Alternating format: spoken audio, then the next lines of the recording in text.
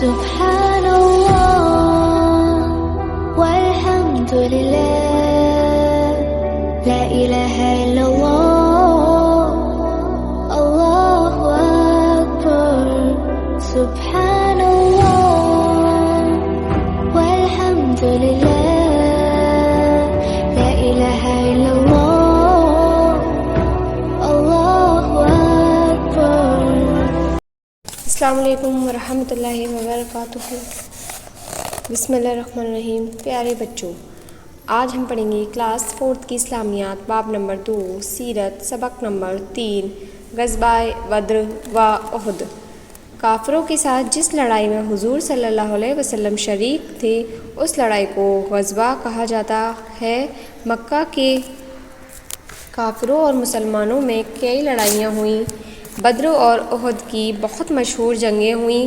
بدر کی لڑائی میں مسلمان بہت تھوڑے تھے، مسلمان صرف 313 تھے، کافروں کی تعداد بہت زیادہ تھی، کافر 1000 کے قریب تھے، لیکن اللہ کی مدد سے مسلمان جیت گئے، مسلمانوں کی جیت ہوئی اور کافر ہار گئے۔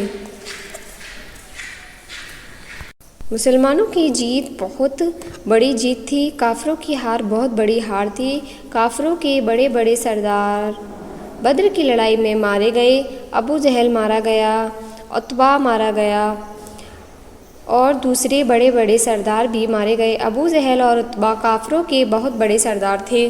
بدر کے بعد مشہور لڑائی احد کی لڑائی تھی۔ احد کی لڑائی بہت ہی سخت لڑائی تھی۔ اس لڑائی میں مسلمان پہلے جیت گئے، کافروں کی ہار ہوئی اور ان کے پاؤں اکھڑ گئے۔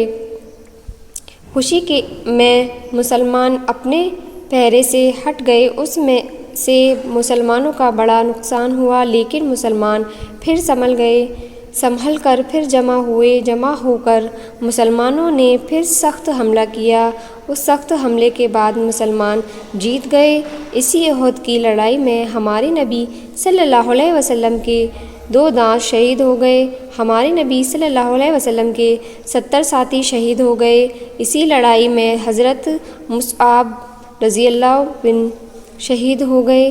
یہی وہ حضرت مصعب رضی اللہ عنہ تھے جو نبی اکرم صلی اللہ علیہ وسلم سے پہلے مدینے آئے تھے۔